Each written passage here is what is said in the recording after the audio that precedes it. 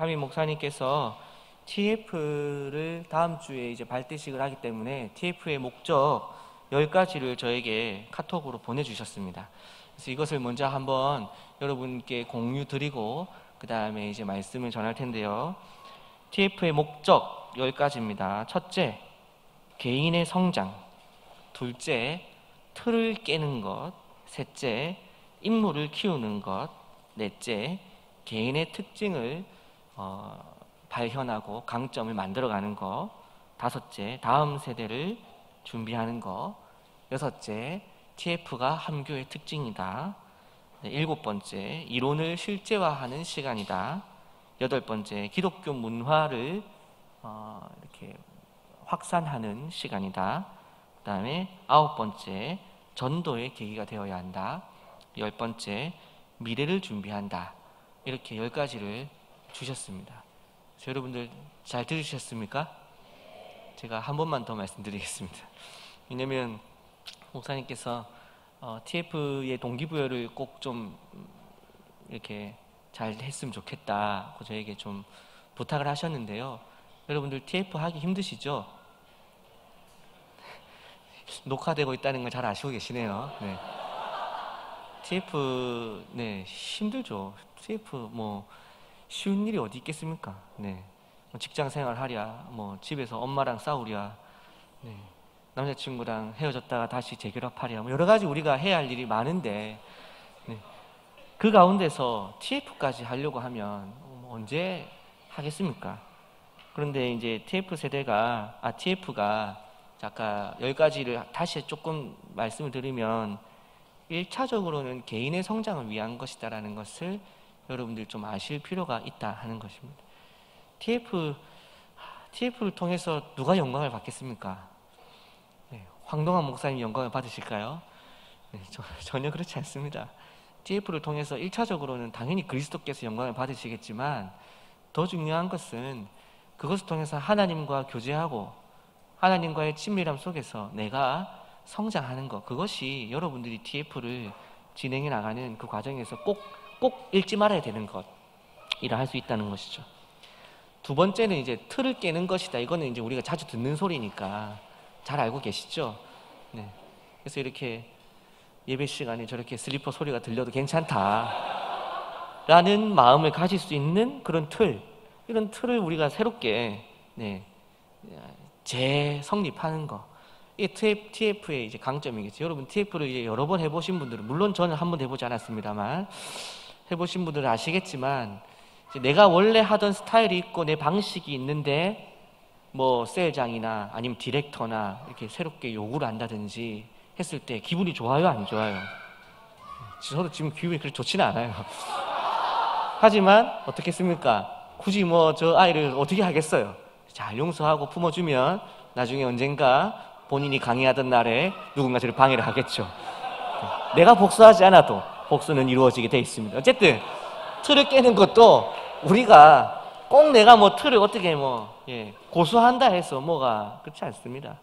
우리의 틀이 깨진다 해서 죽는 거 아니라는 거 아마 틀을 깨보신 분들은 아실 거예요. 틀은 한 번 깨면 되는 겁니까? 아니죠. 틀은 깨뜨려 가지고 새롭게 틀을 만들면 완벽한 틀이 생성될까요? 그렇지 않습니다. 또 이상한 틀을 또 만들어 놔요. 그럼 어떻게 될까요? 또 깨뜨려야 됩니다. 그래서 또 깨뜨려 가지고 새로 지으면은 이번에는 제대로 됐겠죠? 아닙니다. 또 이상한 거 만들어요. 왜 그럴까요? 누가 잘못해서 그런가요? 그 틀을 만들어주는 목사님이 잘못한 걸까요? 우리가 죄인이기 때문에 어쩔 수 없는 거예요. 영원히 우리는 완벽한 틀을 만들지 못하고 죽을 겁니다. 네. 제가 저주를 하는 것이 아니고 우리가 이 땅에 있는 동안에는 완벽한 틀을 만들지 못해요. 그리고 우리는 죽고 하나님 나라에서 완전한 눈과 완전한 귀를 가지고 완전한 마음을 가지고 살아가게 되겠죠. 그래서 이런 틀을 깨는 과정을 통해서 뭐가 나오겠습니까? 난세에 뭐가 등장합니까? 영웅이 등장하듯이 우리 청년들 사이에서도 인물이 이제 새롭게 일어나는 것입니다. 여러분, 아마 우리 교회에서 또 이제 한 10년 이상 신앙생활 하신 분들은 제가 종종 이렇게 얘기를 하다 보면 그 옛날에 어떤 오빠 참 좋았는데 개인적인 게 아니고 어떤 누나가 참 좋았는데, 그 누나 있을 때 참 청년부가 좋았는데, 이런 회상을 할 때가 있죠. 그런 거 안 해야 됩니다. 언제까지 그 누나 그 오빠 찾을 겁니까? 새로운 인물을 받아들여야죠. 네. 이거 되게 중요한 얘기예요. 청년부에서는. 청년부들이 항상 가지는 문제점 중에 하나는 리즈 시절을 가져요. 언제나. 모든 교회가 다 청년부의 리즈가 있습니다. 근데 그 시절을 늘 노래하고 그리워하는 것 때문에 어떻게 될까요? 망해요. 발전을 못합니다. 여러분, 좋았던 것은 추억으로 삼아야죠. 당연히 그때를 노래로 삼고 시편처럼 시를 쓰세요. 노래를 만드세요. 그 누나 좋았더라, 그 오빠 때 훌륭했더라, 노래 만드세요. 하지만 그건 그대로고, 지금은 어떻게 해야 됩니까? 새로운 리더를 세우고 새로운 인물을 만들어 가야 됩니다. 그리고 이제 개인의 강점을 만들어가고 기독교 문화의 턱을 낮추어서 우리가 북도 두드리고 춤도 추고 하면서 교회에 들어오는 사람들이 부담감 없이 들어올 수 있게 하고, 그래서 다음 세대를 준비하고, 그렇게 하는 것이 우리 교회의 특징 아니겠습니까? 우리 교회가 다음 세대를 준비하는 교회잖아요. 라고 얘기했을 때 진짜 그런가? 라고 생각하는 사람이 많다는 것도 알고 있습니다. 네, 믿어주세요. 뭐 그렇게 의심할 거 없습니다. 우리 교회만큼 다음 세대를 준비하는 게 잘 없습니다. 그리고 이제 뭡니까? 이론을 실제화하는 거. 우리가 늘 말로만 할 뿐 아니라 실물 사역을 하는 것이죠. 뭐 그런 고민을 할 수는 있을 겁니다. 실물 사역을 꼭 그렇게 공연을 해야 됩니까? 네. 교회에서 할 수 있는 것들 중에서 봉사, 공연, 교육 뭐 이런 것 말고 뭐가 더 있겠습니까? 전쟁 이런 거 가능하겠습니까? 우리가 훈련받아가지고 한번 총을 한번 쏴볼까요? 그건 아니잖아요. 우리가 훈련받아서 할 수 있는 게 많지는 않아요. 연습해서 할 수 있는 것이. 네. 뭐 나중에 이제 여러분들 뭐 만들어 간다면 보디빌딩을 하는 누가 해가지고 한 명이 이제 빤스 맞고 올라온다든지 뭐 여러 가지 이제 새로운 이제 장르는 많아지겠지만, 장르는 많아지겠지만 어쨌든 이렇게 준비한 것을 보여주는 그런 공연의 형식을 취할 수밖에 없다. 이건 좀 생각하시고, 그래서 우리의 신앙을 이렇게 외제화하는 거, 이론을 실제화하는 거, 이런 것이 TF다. 그래서 여러분들 아이디어를 많이 내세요. 예를 들어서 뭐 책을 한번 써본다든지, 매년 TF 때마다 책이 하나씩 발간되는 거예요. 철학책이. 내가 안 쓸 거니까. 아니면은 뭐 유튜브 영상을 막 하나 만들어가지고 구독자를 1000만 명을 만들어 본다든지, 뭐 그 정도 영향력, 이렇게 우리 맘만 먹으면 하잖아요. 그죠? 안 해서 그렇지. 어쨌든, 이론의 실제화, 기독교 문화, 그렇게 해서 이제 뭘 하는 거겠습니까?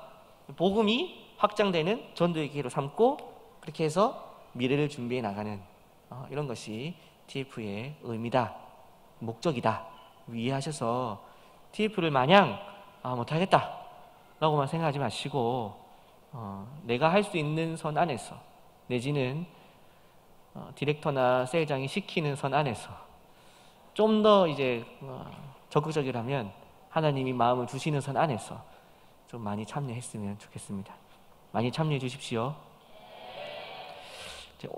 오늘 말씀을 이제 볼 텐데요. 오늘 말씀은 최대한 재미없게 준비를 했습니다. 절대 웃지 마시고.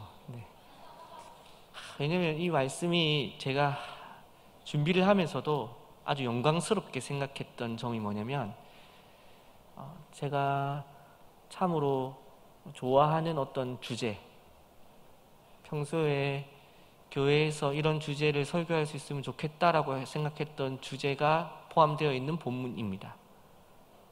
여러분들의 표정은 이 본문에서 이런 표정인데, 이 본문은 제가 정말 전하고 싶었던 메시지가 포함되어 있는 본문입니다. 이런 본문, 이런 내용을 설교할 기회가 그렇게 많지가 않아요.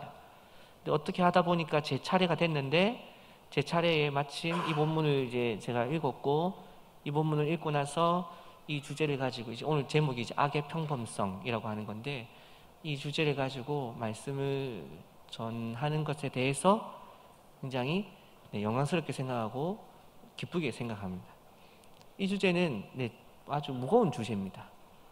여러분을 제 마음은 항상 그 청년들 그리고 교회 성도들이 위로를 원한다는 걸 잘 알고 있어요. 그렇잖아요. 한번 일찌감치 드리겠습니다. 위로를 전합니다. 평안을 전합니다. 하늘 은혜를 전합니다. 끝입니다. 이제 이 뒤로는 이제 부담과 괴로운 말씀만 이제 전하게 됐는데, 우리가 이제 늘 듣고 싶은 것은 위로와 평안과 회복과 사랑과 격려, 칭찬을 듣고 싶지만 말씀 읽어보셔서 아시잖아요. 성경 말씀의 대부분은 비율로 따지면 은혜와 책망 중에 어디가 더 많겠습니까? 네, 죄송합니다. 제가 안 썼어요. 책망이 조금 더 많은 것 같아요. 그래서 우리가 이제 교훈과 책망과 바르게 함과 의로 교육하기에 좋은 것이 성경이라고 얘기하잖아요. 그래서 어쩔 수 없는 거예요. 그래서 이제 황 목사님께서 말씀을 전하실 때마다 책망을 많이 하는 것 같다. 누구 잘못일까요? 바울 잘못입니다. 누가의 잘못입니다. 목사님 글 쓰신 게 아니고 성경에 기록되어 있는 순서대로 전하면 비율적으로 책망이 더 많을 수밖에 없는 거예요. 그래서 여러분들이 마음을 녹진녹진하게 녹이셔서 책망을 들을 때마다 하나님 말씀이 오늘 나에게 또 정신 차리게 하는구나. 제가 며칠 전에 이렇게 이런 얘기를 해도 되는지 모르겠지만 웃긴 대학이라는 웹사이트를 아십니까? 네, 웃대인이 별로 없군요. 네, 제가 이제 웃긴 대학에 종종 가서 이제 웃긴 게시물을 이렇게 자주 보는데, 웃대를 하다니 이런 표정을 저를 보지 마십시오. 볼 수 있는 거 아닙니까? 네. 그래서 웃대를 제가 종종 들어가서 보는데 거기에서 무슨 얘기를 하려고 웃대 얘기를 웃밍아움을 하고 나서 갑자기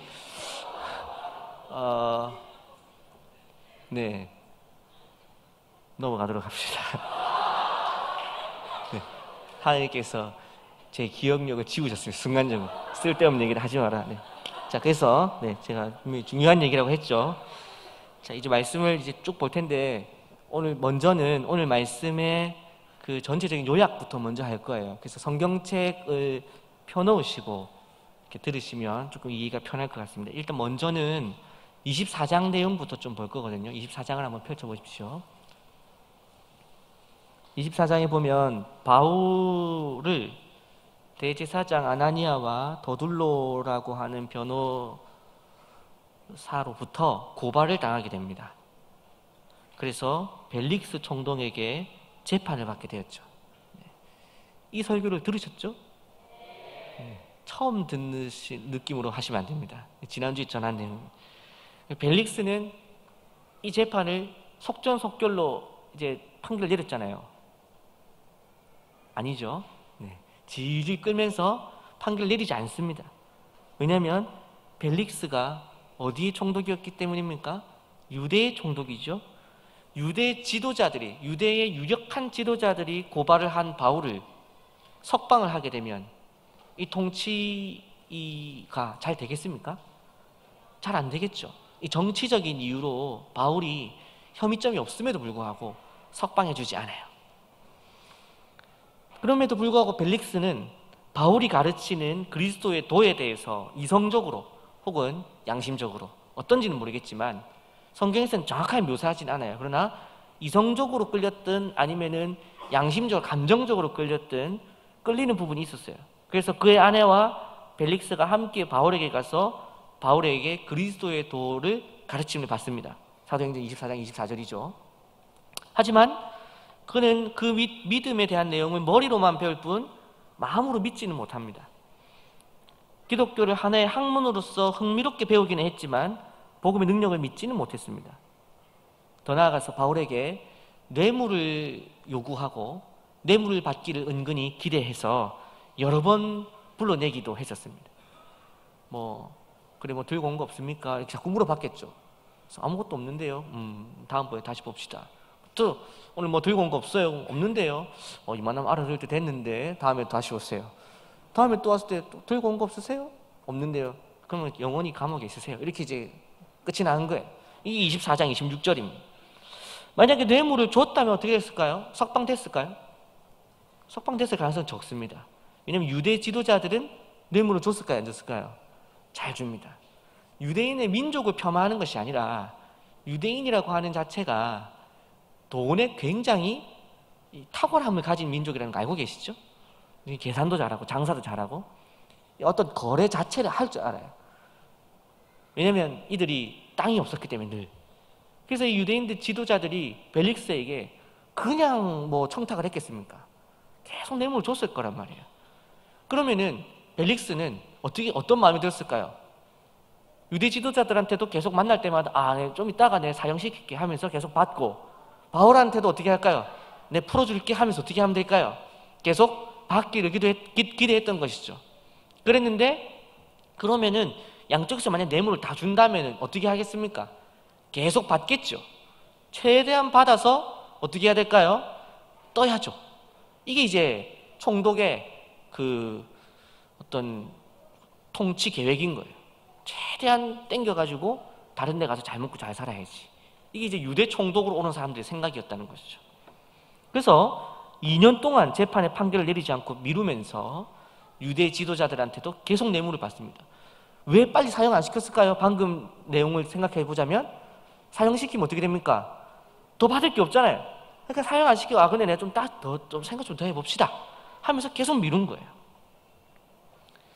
오늘 이제 성경에 등장했던 베스도하고 비교해 보자면 베스도는 바울의 혐의에 대해서 굉장히 꼼꼼하게 심리를 진행했었습니다. 하지만 벨릭스는 그의 혐의점이나 증거에 대해서 생각하기보다는 정치적으로 나에게 손해가 없는지, 나에게 돈을 주는지 이것만 관심을 가졌죠. 이런 점에서 볼 때 24장에 등장했던 벨릭스라는 사람은 탐욕스럽고 게으르고 불의한 지도자였다, 이렇게 볼 수 있을 것입니다. 그렇겠죠. 돈 받기를 좋아하고, 그 다음에 정치적으로 이용해 먹으려고 하고, 그리고 판결도 빨리 안 내고 질질 끌었기 때문에 게으르고 탐욕스럽고 또 불의하다, 이렇게 볼 수 있을 거 아닙니까? 벨릭스라는 사람은 그렇다 칩시다. 그리고 이제 오늘 본문이에요. 벨릭스가 임기를 마치게 되면서 보르기오 베스도라고 하는 사람이 벨릭스의 후임으로 유대 총독으로 부임하게 됩니다. 베스도는 벨릭스와 성정이 전혀 다른 사람이에요. 먼저 부임한 지 3일 만에 가이사랴에서 예루살렘까지 바로 달립니다. 가이사랴에서 예루살렘까지의 거리는 104km입니다. 가이사랴는 예루살렘의 북서쪽에 있는 성인데요. 여기에서 예루살렘까지 가이사랴에서 출발을 하면 전차, 당시 로마의 이제 총독 정도나 탈 수 있는 전차 아시죠? 배너에 나오는 전차를 타고 7시간을 쉬지 않고 달리면 104km를 달릴 수 있어요. 이 계산은 어디서 나온 거냐면 제가 다 적어놨지만 여러분이 관심이 적을 거기 때문에 간단히 요약하면 네로가 AD 68년에 죽었을 때 이 죽음의 소식을 알리기 위해서 전차를 최대 속도로 달렸대요.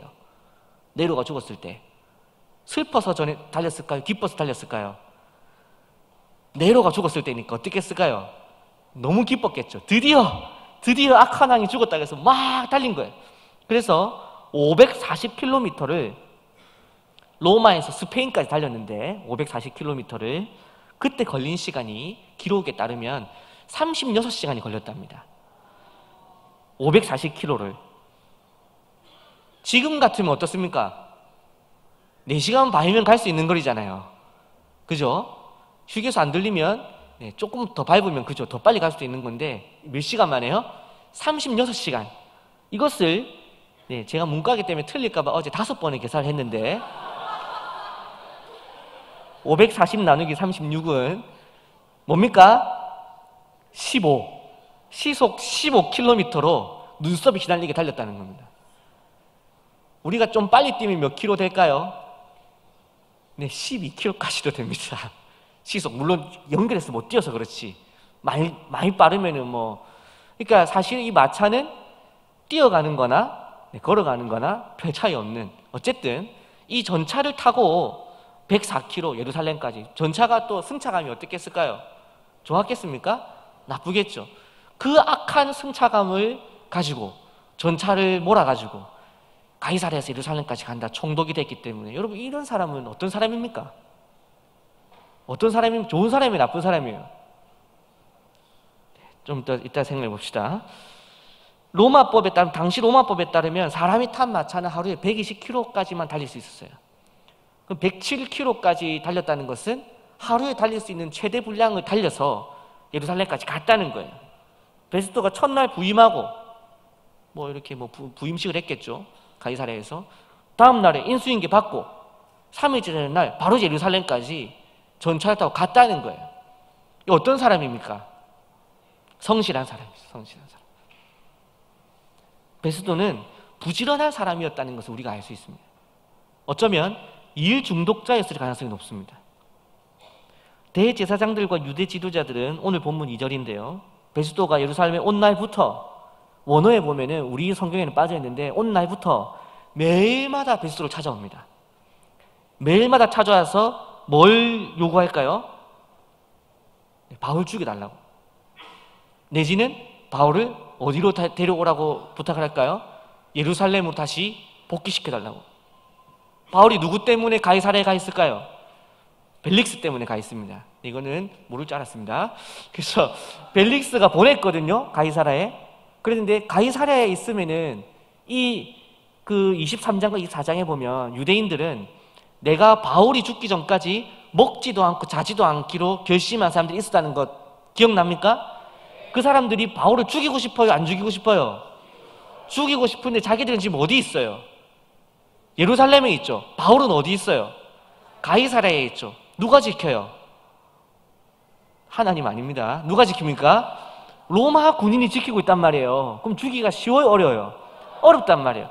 그래서 이 사람들이 계속 부탁을 합니다. 뭐 어떤 부탁을 하느냐? 가이사랴에 바울을 두지 말고 예루살렘으로 보내달라는 거예요. 그 이유는 오늘 본문에 우리가 읽어본 대로 돌아오는 길에 암살자들을 매복시켜뒀다가 돌아오는 길에 바울을 죽이려고 그렇게 한 거예요. 그래서 계속 이제 바울을 예루살렘으로 데려와 달라고 부탁을 했다는 거죠. 뇌물을 얼마 줬겠습니까? 상상할 수 없는 뇌물을 줬을 거예요. 매일마다 오자마자. 여러분이 만약에 총독이 됐다 칩시다. 아니면 뭐 부산시장이 됐다 칩시다. 부산시장이 딱 됐는데 그러자마자 바로 온 지금 부산에 있는 기업가들이 다 몰려와가지고 뭐 좀 처리해달라고 하면서 계속 뇌물을 주는 거예요. 여러분 그 일을 처리하겠습니까? 안 하겠습니까?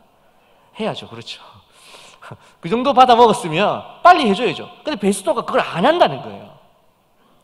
들어주지 않아요. 왜냐하면 재판은 재판정이 있는 가이사랴 하는 것이 맞고 굳이 암살의 위험이 있는 로마의 시민권자인 피의자를 104km 떨어진 예루살렘으로 이송하다가 사고가 나면 안 된다라고 하는 생각이 있었겠죠.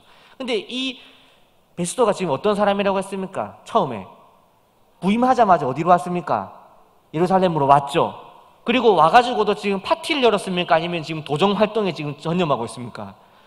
정치를 바로 시작했죠. 그런 점에서 볼 때 베스도가 지금 어떤 사람이에요? 성실하고 원칙주의자라는 걸 볼 수 있단 말이에요. 이 사람이 그러면은 뇌물 한두 푼 받아가지고 바울을 예루살렘으로 데려오겠습니까? 안 데려왔다는 거예요. 그래서 베스도가 대답을 합니다. 바울이 예루살렘으로 오는 일은 없을 것입니다. 필요하면 당신들 중에 누군가가 나랑 같이 가이사랴에 가서 재판에 참여하시오. 이렇게 얘기한 거예요. 역시 베스도가 성실한 사람이라는 것과 그 다음에 원칙주의를 잘하는 것이 여기까지에서 우리가 알 수 있는 거예요. 이후에 베스도는 8일에서 10일 정도를 예루살렘에서 민생을 돌아봅니다. 막 시장도 가보고, 그죠? 열흘 동안 예루살렘을 곳곳을 다 돌아봐요.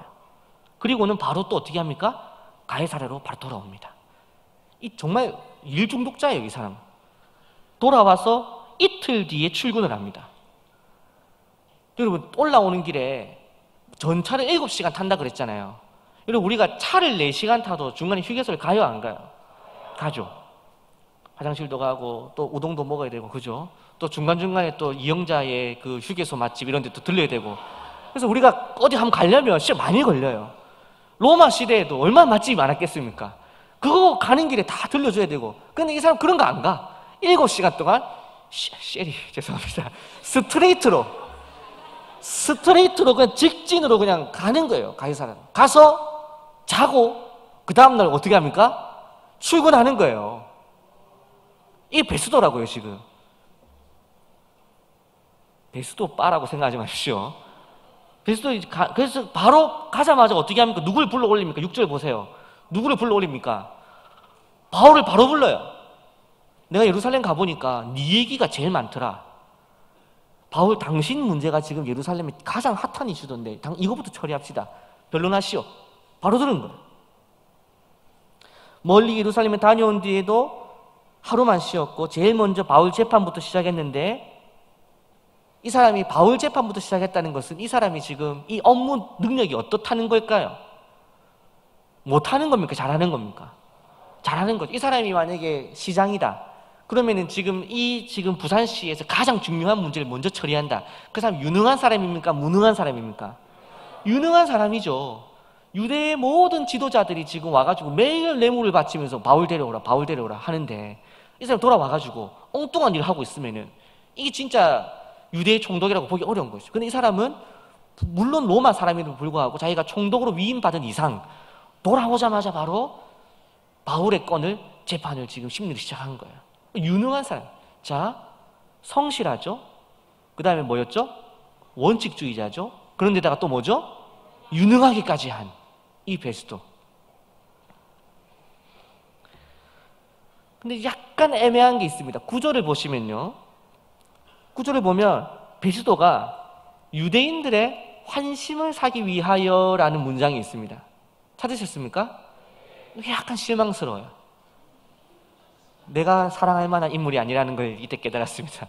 그렇게 하지만 어쨌든 유대인들의 환심을 얻기 위해서 바울에게 제안을 하나 합니다. 바울씨, 예루살렘으로 가서 재판 받지 않으시겠습니까? 물어보는 거예요. 근데 이 사람이 원칙주의자잖아요. 원칙주의자가 아니면 어떻게 했겠습니까? 받은 뇌물이 있고 하니까 어떻게 했겠어요? 바울을 만나가지고, 바울, 예루살렘으로 가야겠어. 왜요? 요새 가이사랴의 분위기가 안 좋아가지고 여기서 유대인 심리는 안 돼요. 내려가야 됩니다. 이런 이런 거짓말 할 수 있습니까? 없습니까? 충분히 할 수 있는데 베스도 그렇게 안 했다는 거예요. 원칙대로 바울에게 충분한 선택의 기회를 줍니다. 예루살렘으로 갈래? 안 갈래? 물어봤다는 거예요. 바울이 어떻게 했습니까? 응, 안 가. 대답을 한 거예요. 10절부터 12절까지를 보면 바울은 그것을 거절하고요. 그리고 내가 로마 시민권자이기 때문에 나는 상소하겠습니다. 벨릭스 총독 때부터 지금 2년이 지났는데 내가 아직도 판결이 안 되니까 이해가 안 된다. 나 계속 구류 중이다. 나 상소할 거야. 나 로마로 데려가줘. 라고 얘기한 거예요. 그렇게 했을 때 베스도가 이것을 어떻게 했습니까? 그 말을 듣고 응, 안 돼 했습니까? 아니면 받았습니까? 받아들인 거예요. 맞는 말이네요. 로마 시민권자 맞죠? 황제에게 상소하고 싶습니까? 알겠습니다. 원칙대로 하시죠. 이렇게 했다는 것입니다. 여기까지 봤을 때 일단 기본적으로 베스도는 다시 한번 정리하면, 벨릭스 다음에 부임한, 벨릭스는 아까 어떻다고 했습니까? 게으르고 탐욕스럽고 불의한 총독이었죠. 근데 베스도는 지금 어떤 사람입니까? 성실하고 원칙주의자에 유능하기까지 한 이 사람이 지금 총독으로 지금 앉아 있단 말이에요. 그리고 지금 일 처리를 지금 어떻게 하고 있습니까? 다 법대로, 원칙대로, 논리적으로, 합리적으로 지금 처리하고 있죠. 잘했어요? 못했어요? 잘했죠. 이건 인정해야 돼요. 베스도 지금 잘하고 있는 거예요. 그리고 나서 바울의 상소를 받아들여서 가이사에게 이제 상소를 해줍니다. 베스도가 참 대단한 사람이에요. 그 바울과 사형시키면 되는데 상소해달라고 해가지고 그걸 해준 거예요. 그걸 해주고 있는데 이제 베스도가 유대 총독으로 왔잖아요. 그러다 보니까 그 위에, 그 근처에 유다 북동쪽에 작은 나라인 갈기스라고 하는 나라가 있었는데, 거기에 왕으로 임명을 받은 아그리빠가 그의 누이인 버니게와 함께 이 베스도를 찾아온 겁니다. 근데 이 앞에 그 벨릭스도 오늘 이제 황 목사님 설교에서 아침에 벨릭스의 아내가 더둘리아 맞죠? 맞을 겁니다. 근데 그 아내가 몇 살일까요? 18살 짜리를 아내로 삼고 있는 나쁜 벨릭스 같은 놈이 있는가 하면 누굽니까 이거? 아그리빠는 지금 누구랑 같이 왔다 그랬죠? 누이인 버니게랑 왔다 그랬죠. 버니게하고 나중에 결혼을 합니다. 근친을 이제 저지르게 되는 거죠. 이게 개판이에요. 네. 엉망진창입니다. 다 이제 그런 거예요. 이제 그런 가운데 어쨌든 버니게하고 아그리빠하고 베스도를 찾아와요. 왜요? 베스도는 유다의 총독, 사실상 왕이에요. 아그리빠는 갈기스의 왕이죠. 왕끼리 만나서 무슨 얘기 하겠어요? 니는 뭐 얼마나 벌었노? 뭐 너희 동네는 뭐 별일 없나? 너희는 뭐 그래 뭐 말 안 듣는 애 없나? 부하들은 다 괜찮나? 이런 얘기 하려고 왔을 거 아닙니까? 그럼 이제 사적인 모임이니까 사적인 일을 얘기해야 될 거 아니에요. 근데 오늘 본문을 보시면 베스도가 무슨 얘기를 하냐면 오자마자 그래 내가 요새 재판을 한 개 하고 있는데 이 바울이라는 사람을 재판을 하는데 이게 쉽지가 않네. 이 얘기를 꺼냈다는 겁니다. 베스도는 어떤 사람입니까? 아까 제가 계속 의심하고 있던 뭐에 중독되어 있는 사람일까요? 일 중독자예요. 사적인 만남에서까지 일 얘기를 하는 사람, 이런 사람을 우리는 좋아합니까? 싫어합니까? 증오하죠.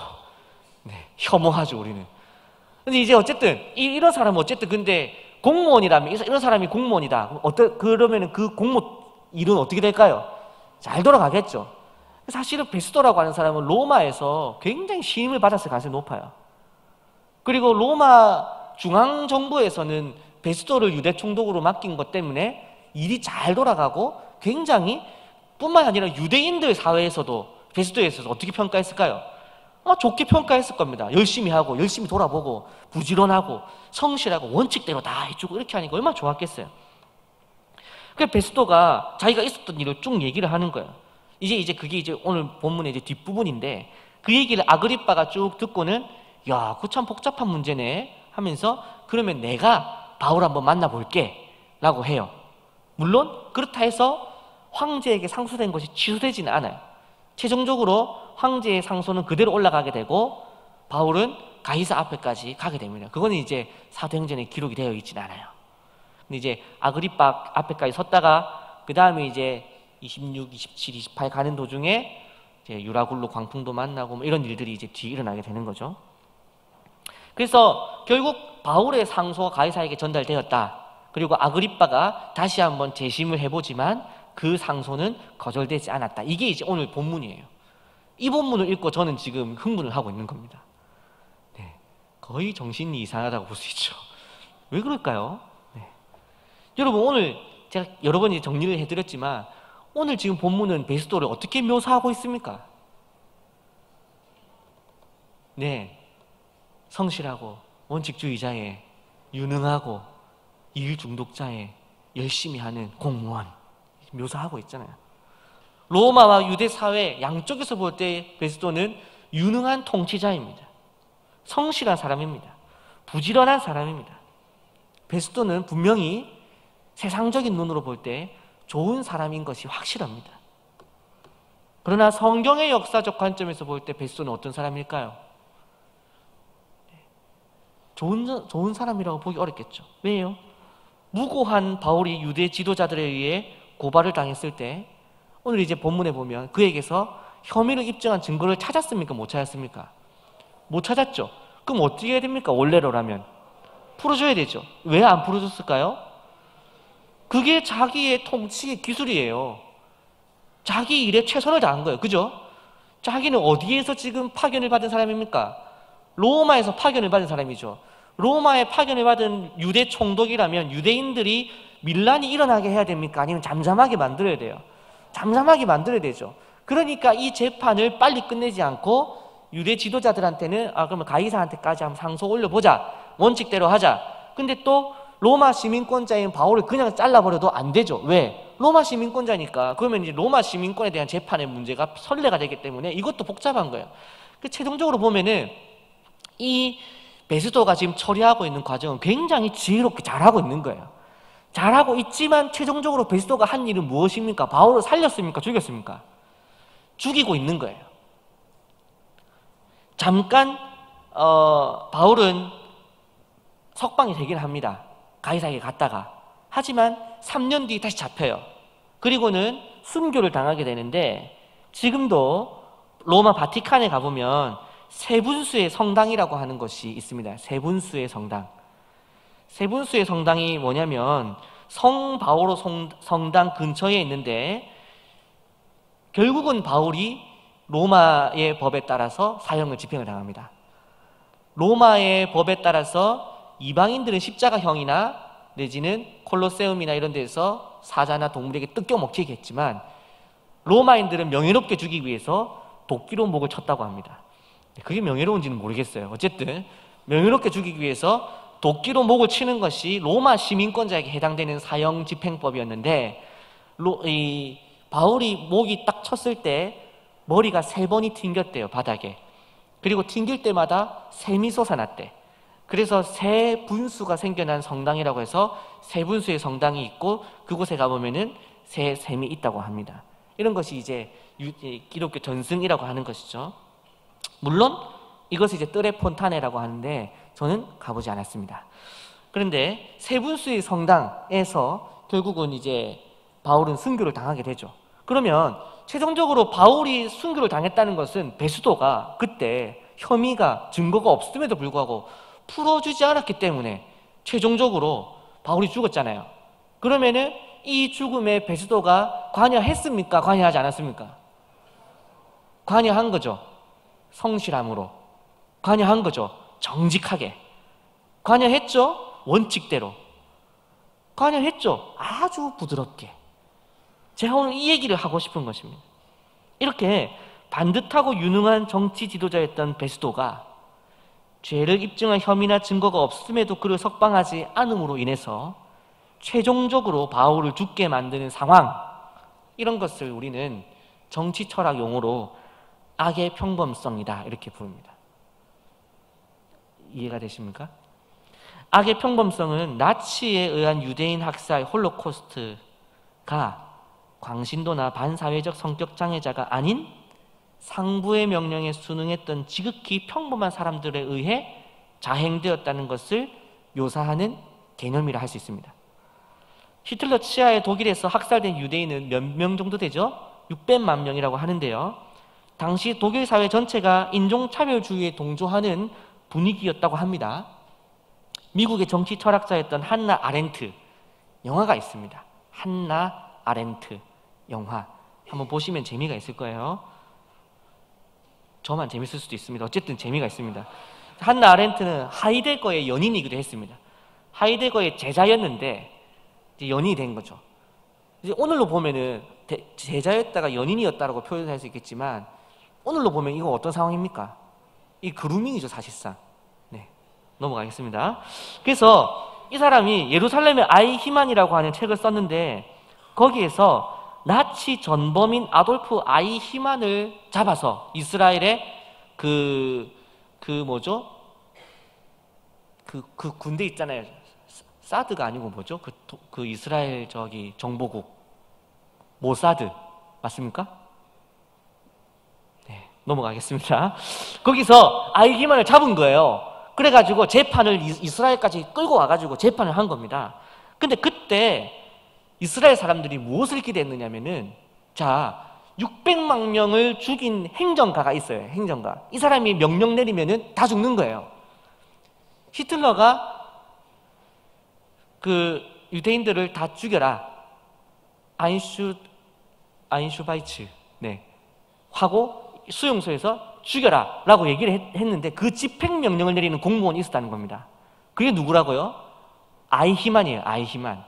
근데 이 사람이 최종적으로는 죽이세요 하고 도장을 찍는 게 아이히만이었는데 이 사람을 잡은 거예요.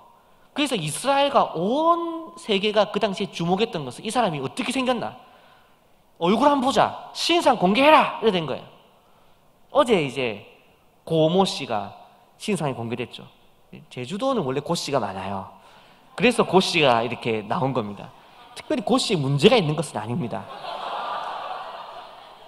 원래 제주도는 네, 그렇습니다. 어쨌든 그래서 이제 신상을 공개해라 그랬는데 아이히만이 나타났는데 어떻게 됐냐면 굳이 이렇게 용서하십시오. 느낌을 보자면 나중에 영화 보면 아시겠지만 느낌으로 보자면 딱 주수헌 형제 같은 느낌인 거예요. 반듯해 보이고 멀쩡해 보이고. 네. 저 사람이 600만 명을 학살한 거예요. 죄송합니다. 저렇게 생긴 사람이 600만 명 학살했다는 것입니다. 여기에 대해서 한나 아렌트가 하이데거의 수제자인 철학에 대해서 이거를 이제 평가를 해야 되는데 글을 썼는데 그때 쓴 표현이 뭐였냐면 악의 평범성이었던 거예요.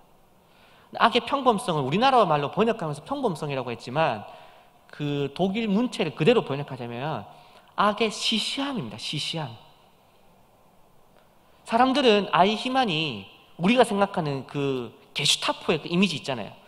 그런 느낌의 사람이 팍 앉아가지고 나는 유대인들이 죽어야 된다 생각한다.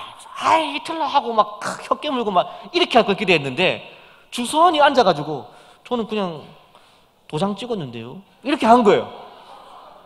그렇게 해서 600만 명 죽고 몰랐습니까? 몰랐는데요. 이렇게 한 거예요. 당신은 그러면 도대체 왜 그렇게 했었습니까? 그랬더니 저는 공무원입니다.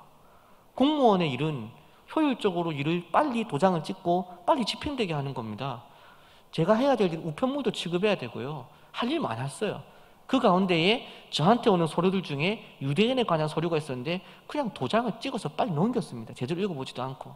그런데 제가 찍은 도장이 600만 명이 학살할 줄은 몰랐습니다. 이렇게 됐다는 거예요. 이스라엘 사람들이 이때 기분이 어땠을까요?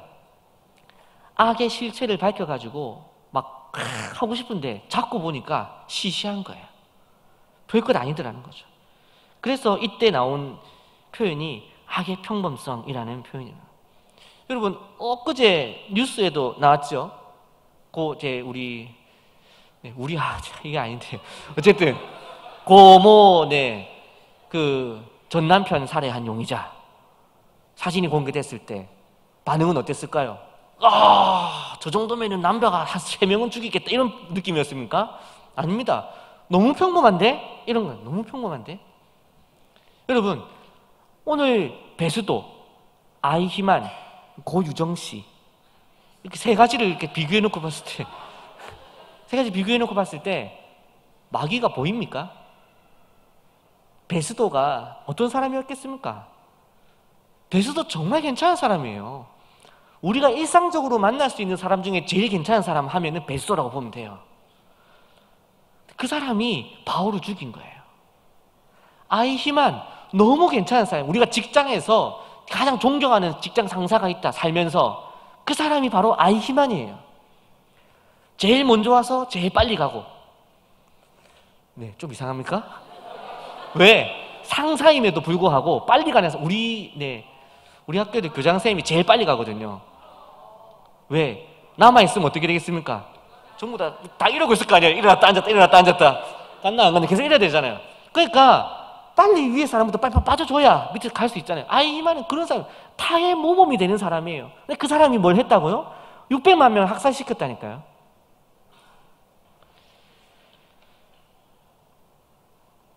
독일의 유능한 행정가였던 아이히만이 평범하게 600만 명을 학살한 것과 오늘 본문 속에 등장한 로마의 원칙주의자인 베스도가 원칙을 지키면서 성실하게 바울을 죽인 것과 너무 평범해 보였던 주부인 고유정 씨가 평범한 외모와 일상 속에 남편을 분쇄기에 갈았다 그러죠. 그런 것을 보면서 우리는 느끼는 바가 있어야 됩니다. 무엇을 느끼고 계십니까?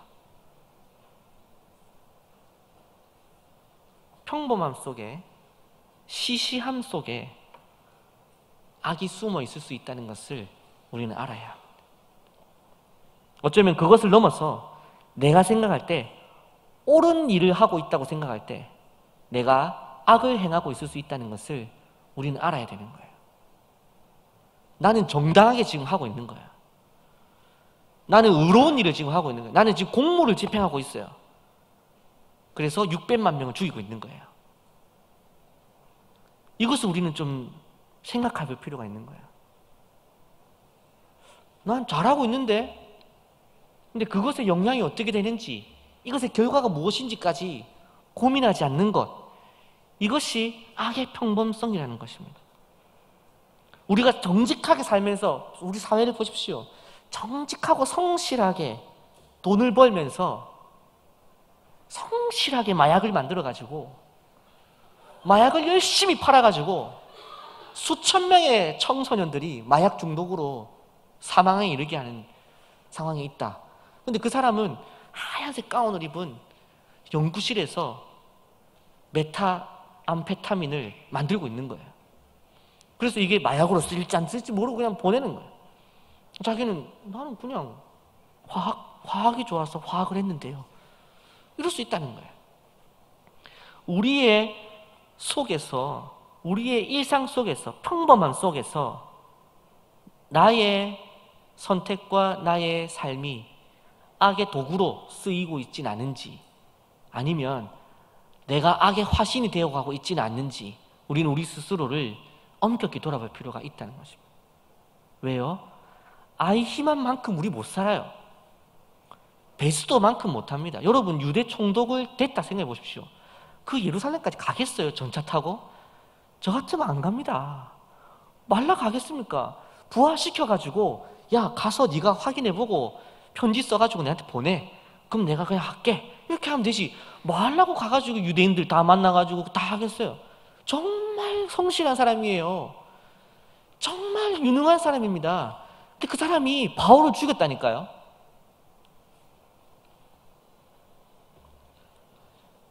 더 중요한 것은 무엇이냐? 여러분 옆에 한번 보십시오. 옆에 사람 얼굴 한번 보십시오. 예, 물론 우리는 아니 이런 얼굴이 있다고? 이렇게 생각할 수도 있겠지만 평범하잖아요. 물론 아닌 사람이 물론 있을 수 있습니다. 하지만 평범하잖아요. 우리 다 무난하잖아요. 이런 가운데에서 나를 보십시오. 자기 자신을. 내가 바로 가장 평범한 사람이잖아요. 내가 바로 가장 시시한 사람이잖아요.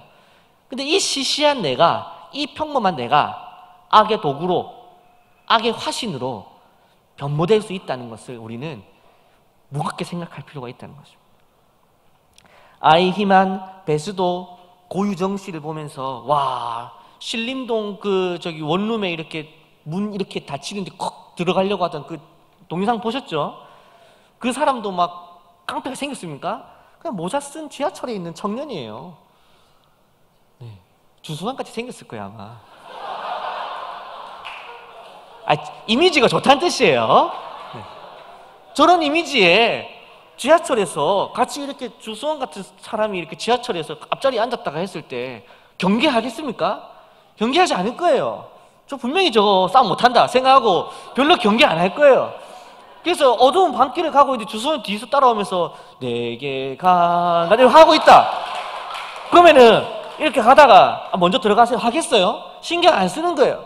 그래서 문을 딱 따고 들어가는데 주소원이 어떻게 합니까? 따라 들어가는 거야. 물론 주소원이 아니고 그런 일이 있을 수 있다는 거예요. 그런 악의 평범성이 있다는 것입니다.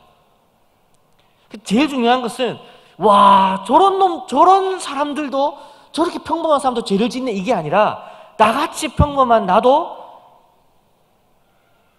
전 남편을 분쇄기에 갈아놓을 수 있구나. 이거를 우리 스스로가 알아야 된다는 거예요. 내 안에 얼마나 악함이 도사리고 있는지를 우리가 알아야 된다. 베드로전서 5장 8절 한번 띄워줄 수 있으시면 띄워주십시오. 베드로전서 5장 8절 성경 있는 분은 찾으시고요. 베드로전서 5장 8절입니다. 근신하라 깨어라 너희 대적 마귀가 우는 사자같이 두루다니며 삼킬 자를 찾나니. 베드로전서 5장 8절입니다. 여러분 너희 대적 마귀가 우는 사자같이 두루다니며 삼킬 자를 찾고 있다고 했어요. 여러분 기회만 있으면 죄 지을 수 있어요. 여러분 기회만 있으면 사람 죽일 수 있다니까요. 우리가 기회가 없어서 못 죽인 것일 뿐, 표현이 이상할 수 있지만 기회가 주어지지 않아서 아직 우리가 아동학대를 하지 않고, 기회가 주어지지 않아서 사람을 죽이지 않았고, 기회가 주기지 않아서 분쇄기를 쓰지 않았을 뿐이지 언제든지 우리도 그런 악을 저지를 수 있는 거예요. 아이히만이 처음부터 아이히만이 아니었어요. 고유정 씨 그 고등학교 사진도 올라왔거든요. 중학교 사진인지. 우리가 흔히 아는 흔녀 얼굴입니다. 흔한 우리가 정말 길 가다가 부딪히면 보는 그런 얼굴이에요. 근데 그 사람이 그런 일을 저지르게 되더라 이런 것이에요. 나 또한 마찬가지라는 것이죠. 내가 근신하고 깨어있지 않으면 언제라도 우리 안에 있는 악한 본성이 튀어나와서 우리가 상상도 못한 죄를 저지를 수 있는 거예요. 여러분 우리 아들이 말을 잘 안 듣거든요. 나를 닮았겠죠. 반성합니다. 가끔씩 밥을 먹일 때 여러분 저를 또 너무 또 이렇게 쓰레기같이 생각하지 마십시오. 얼마 전에 이렇게 저기 놀이공원을 갔는데 제가 뭘 사줬더라? 소세지인가? 소세지를 이렇게 잘라가지고 그것도 지가 들고 먹으면 되는데 안 하니까 잘라가지고 조그맣게 만들어 입에다가 이렇게 넣어주면 네, 그냥 드시면 되잖아요. 드시면 되잖아요. 그걸 안 먹고 뭐 이렇게 하더니 손으로 탁 쳐가지고 떨어진 거예요. 내가 썰어갖고 줬는데 열받아요 안 받아요? 열받잖아요. 순간적으로 그래서 그 다음 조각을 이렇게 어떻게 했냐면 제가 먹으라고 하면서 입에다가 이렇게 막 집어넣은 거예요. 네, 신고하십시오. 아동학대로. 그때 제 앞에 뭐가 있었냐면 회전목마가 돌고 있었는데 회전목마를 타고 있던 어떤 아줌마가 그걸 본 거예요. 그 내가 이를 넣었다가 야, 저 사람이 혹시 교회 성도는 아니겠지 생각을 하면서 여러분 기회만 있으면 아동학대자가 될 수 있는 거예요. 열받잖아요. 내가 썰어갖고 줬는데 쳐가지고 바닥에 떨어져 보세요. 그러면 순간적으로 눈이 돌아갑니다. 나만 그런 게 아닙니다. 처음부터 죄짓기를 결심한 사람은 없어요. 작은 죄를 방만히 여기다 보면 죄가 커지는 거죠. 우리가 잘 아는 예화가 있죠. 우리가 너무 잘 알아서 제가 짧게 할게요. 어떤 주인이 낙타하고 사막을 지나다가 밤이 돼가지고 텐트를 치고 잠자리에 들었습니다. 그래서 사막은 추워요 안 추워요? 춥잖아요. 이렇게 있는데 자다 보니까 뭐가 걸리는 거예요. 보니까 낙타 꼬리가 들어와 있어요. 착한 주인이 아이고 이놈이 추워가지고 꼬리가 들어왔네. 이건 뭐 넣어라 이랬어. 한참 자다 보니까 엉덩이가 들어와 있는 거예요. 자식이. 그래서 봐줬어요. 좀 있다 보니까 내가 팔이 하나가 나가 있고 낙타가 한 반쯤 들어와 있는 거예요. 그래 반반으로 가자 그래. 그래가지고 치킨도 반반인데 그래서 이제 봐줬어요. 나중에 보니까 낙타가 다 들어오고 자기는 나가게 되는 거예요. 이게 뭘 비유하는 걸까요? 죄가 이런 거예요. 처음에 낙타 꼬리만 한 거 용인해주면 어떻게 될까요? 그 다음부터는 그냥 무작위로 들어오는 거예요. 데살로니가전서 5장 21절과 22절 범사에 헤아려 좋은 것을 취하고 악은 어떤 모양이라도 버리라. 아이히만 베스도 원칙주의자고 성실하게 했겠지만 악의 모양을 분별하지도 않았을 것이고 그런 것에 대해서 예민하지 않았을 것입니다. 왜요? 악은 어떤 모양이라도 버리라 이 말씀 안 읽었습니까? 안 읽었으니까. 근데 우리는 지금 읽었잖아요. 그럼 여러분들이 하는 모든 결정, 모든 삶의 행위, 선택에 있어서 이것이 혹시 악의 도구로 사용되지 않을까? 정말 별것 아닌 이 선택 하나하나가 누군가를 죽게 만드는 결과가 되지 않을까? 이거 생각해야 되는 거예요. 이거 비슷한 예가 뭐가 있습니까? 부산행 영화에서 보면은 우리 잘생긴 누굽니까? 공유씨. 흥분 가라앉히세요. 공유에서 왜 은혜를 받습니까? 기분이 확 상해서 이제 설교하기 싫어. 공유가 무슨 짓을 했어요? 그거 뭐 해가지고 저래 해가지고 보험 이렇게 해가지고 했잖아요. 그 자기가 이제 그렇게 결과가 날 줄 알았어요, 몰랐어요? 네, 몰랐잖아요. 근데 자기는 돕고 넘어가려고 했던 거예요. 여러분 그렇게 하고 있지 않느냐 이런 거예요. 직장에서, 학교에서, 가정에서 무심코 넘어가는 가운데에서 악을 용인하고 있지 않은가 우리는 돌아볼 필요가 있다는 것입니다. 악의 평범성, 그것을 우리 마음에 깊이 생각해 봐야 됩니다. 여기서 한 걸음 이제 더 나가야겠죠. 뭐겠습니까? 저는 시시한 사람, 평범함을 넘어서는 베스도나 아이히만 같은 성실하고 유능한 사람 속에도 악이 숨어 있을 수 있다는 것을 볼 때 악의 평범성이라는 표현을 했다면 저는 이런 표현을 만들어 보고 싶습니다. 한나 아렌트가 악의 평범성이라고 했다면 저는 선의 특별함, 거룩한 영향력을 주기 위해서 평범함, 상식, 정직, 성실 이런 것은 기본이에요. 이제 무슨 말인지 아시겠습니까? 그리스도인이 영향력이 있으려면 최소한 정직하긴 해야 돼요. 최소한 지각은 안 해야 됩니다. 최소한 유능해야 됩니다. 이게 무슨 말인지 이해를 하셔야 돼요. 여러분 악인들도 성실하다니까요. 살인자 아이히만 600만 명 죽었는데 그 사람도 유능했어요. 근데 여러분 복음을 전하겠다고 하면서 지각하고 살살 하겠습니다. 복음을 사랑을 전하겠다고 하면서 기본도 지키지 않으면서 무슨 복음의 능력을 이게 안다는 것입니다. 특히 교회 안에서, 여기서부터가 오늘 저희 설교 하이라이트입니다. 교회 안에서 은혜라는 이름으로 세상 사람도 하지 않는 불법을 저지르지 않습니까? 세상 사람들도 하지 않는 짓거리를 교회 안에서 은혜라는 이름으로, 사랑이라는 이름으로 할 때가 있다는 것입니다. 이것을 하시는 분이 있고, 교회에서 그런 일이 있나 하실 분도 있겠지만, 그런 일이 있나 하시는 분은 어떻게 하면 되냐면 그렇게 생각하시면 돼요. 더 알지 마십시오. 그냥 그런 일을 보지 마세요. 근데 아시는 분은 아실 거예요. 여러분, 회사에서도 그래 안 합니다. 아시죠? 네. 일반 장사하시는 사람들도 그래 안 해요. 근데 교회에서 그렇게 한다니까요. 어떻게 해요? 그런 얘기 안 할게요. 그래서 복음의 능력이 지금 없어지는 거예요. 교회 다니는 사람 어디 가서 복음 얘기하려고 하면 사람들 비웃습니다. 교회가 제일 법 안 지키면서 무슨, 그리스도인들은 세상의 법을 어기면서 사랑이다, 은혜다, 운운해서 안 되고요. 세상의 법을 더 엄격히 지키고 더 손해보가면서 사랑을 논하고 은혜를 논해야 합니다. 그래서 그리스도인 되는 것이 어려운 것이고, 그래서 예수님도 가이사에게 세금을 내라 하셨고, 예수님도 로마인들에게 재판을 받으시고 십자가에 못 박혀 죽으신 거예요. 예수님께서 십자가에서 이래가지고 못을 다 뽑아내고 내려와가지고 로마 병들을 빰 빠박 치고, 그래가지고 땅 쫙 갈라지고 막 이래가지고 로마를 전복시키고 힘으로 했다 이러면 복음이 되겠습니까? 안 돼요. 십자가에 못 박혀 죽었기 때문에 능력이 있는 거 아닙니까? 그리스도인들은 왜 하나님을 백으로 삼고 법 위에 있는 것처럼 살아가냐는 것입니다. 그리스도인들은 세상 법 아래에 살고 있습니다. 하나님께서는 불의한 재판관을 우리 위에 세우셨습니다. 그리고 그 아래에 복종하라고 하셨어요. 세상 법이 완전합니까? 직장의 원칙이 깨끗합니까? 그렇지 않아요. 하지만 그거 지키고 나서 뭘 얘기해야 된다는 겁니다. 그래서 한나 아렌트가 평범함 속에서 악이 발현될 수 있다고 악의 평범성이라고 붙였다면, 저는 평범함에서는 선이 발현될 수 없다고 해서 선의 특별함이라고 부른다는 것입니다.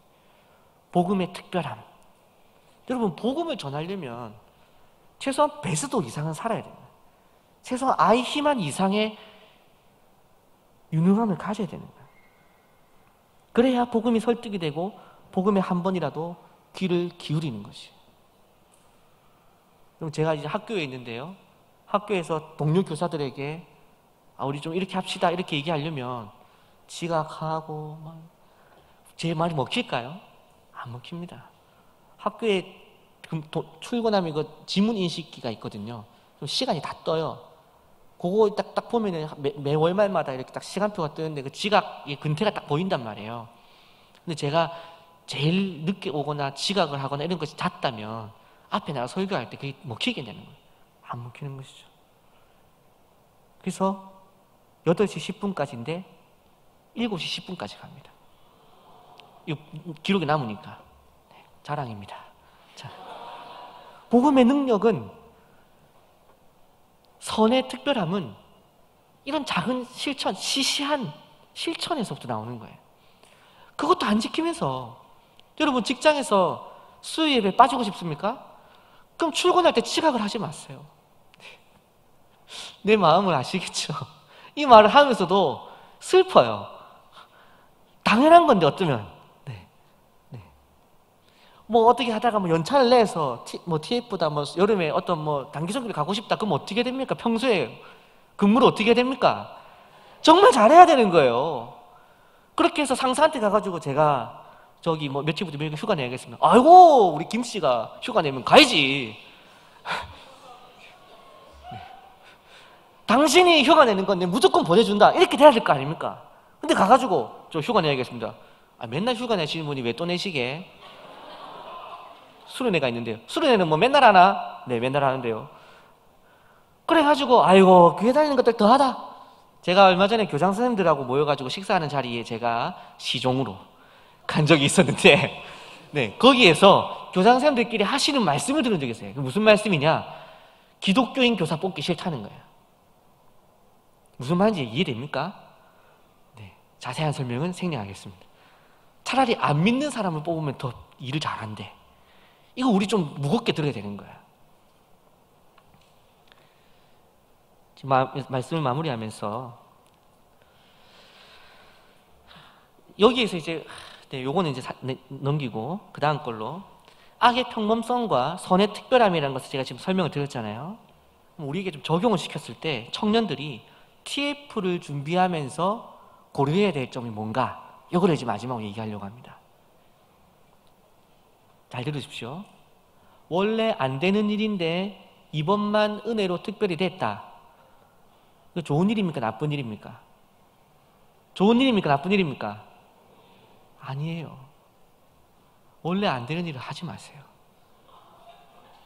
이거 정말 제가 진심으로 드리는 말씀입니다. 여러분, 구청에, 시청에, 부산시에서 뭐 우리나라 법이 어떻게 돼 있는데 원래 안 되는 건데 실정법상 우리가 기도해서 뚫어냈다. 이거 잘된 일이에요? 안 된 일이에요? 잘된 일이 안 된 일이에요. 이거 망하는 겁니다. 교회 망해요, 이러면. 하나님 나라 그렇게 해가지고는 영광스럽지 않습니다. 잘 기억하십시오. 원래 안 되는 일인데 이번만 특별히 된다는 하면 안 됩니다. 둘째, 불법도 아니고 편법도 아니고 애매한 거는 해야 됩니까? 안 해야 됩니까? 안 해야 되죠. 불법도 아니고 편법도 아니에요. 안 걸려요. 해도 돼요? 안 돼요? 하고 싶죠? 네, 알겠습니다. 불법도 아니고 편법도 아니에요. 애매해요. 하지 마시라고요. 그걸 안 해야 됩니다. 왜요? 그리스도인이니까요. 특히 TF는 뭐 이름 걸고 하는 겁니까? 하나님 이름 걸고 하는 거잖아요. 그거 하는데 불법도 아니고 편법도 아니고 안 걸리기 때문에 애매한 게 해가지고 이렇게 해가지고 은혜로 이렇게 됐다, 이게 그거 자랑이라고 얘기하면 그거 안 되는 거예요. 회사에서도 안 하는 일은 하지 맙시다. 돈을 절감하는 것이 최우선순위가 아니라 덕을 세우는 것이 최우선순위입니다. 빨리 하는 것보다 제대로 하는 게 중요합니다. 많이 하는 것보다 바르게 하는 것이 중요합니다. 이거 중요한 문장입니다. 사람에게 드는 비용은 흥정하지 마세요. 여러분, 교회에서 사람 쓸 때요, 안 믿는 사람이 왔단 말이에요. 근데 그 사람이 일 마치고 돌아가는데 돈을 깎잖아요. 그 사람은 그냥 죽을 때까지 교회는 안 나옵니다. 아시겠습니까? 교회랑 상관없는 사람이 용역으로 해서 일을 하러 왔는데 그 사람이 일을 마치고 돌아간다. 어떻게 해야 됩니까? 어떻게 해야 됩니까? 정당한 사례를 줄 뿐 아니라 뭐라도 줘서 보내야죠. 안 믿는 사람인데. 근데 그 사람한테 근데 아까 25분 저기 쉬었잖아요. 그러면서 25분 쉬었으면 1시간 뺍니다. 여러분, 이거는 안 돼요. 사람에게 사용되는 비용은 흥정하지 말라. 그리고 고린도전서 10장 31절. 그런즉 너희가 먹든지 마시든지 무엇을 하든지 다 하나님의 영광을 위하여 하라. 여러분, TF를 앞두고 오늘 이 말씀을 전하게 된 것에 대해서 저는 아주 영광스럽게 생각하고 무겁게 생각합니다. 왜요? 베스도는 정직한 사람이었음에도 악을 행했습니다. 그렇게 하고도 악을 행했어요. 우리는 베스도만큼도 안 하면서 복음이라는 이름만 내세우고 있을 때가 있지는 않은지 돌아볼 필요가 있다는 것입니다. 제대로 살면서도 하나님 앞에 영광이 안 되는 일이 많은데 우리가 어떻게 믿지 않는 자들도 하지 않는 일을 하면서 하나님의 은혜를 도모하겠다고 할 수 있겠는가? 이것은 소위 말하는 어불성설이라 할 수 있다는 것입니다. 사랑하는 우리 함께하는 교회 청년 여러분, 여러분 신앙에 있어서 악의 평범성과 선의 특별함에 대해서 깊이 묵상해 보시기를 바라요. 여러분의 일상 속에서 정말 내가 공의라는 이름으로 죄를 짓고 있지는 않은지, 내지는 은혜라는 이름으로 세상 사람들도 하지 않는 짓을 하고 있지는 않은지 돌아볼 필요가 있는 것입니다.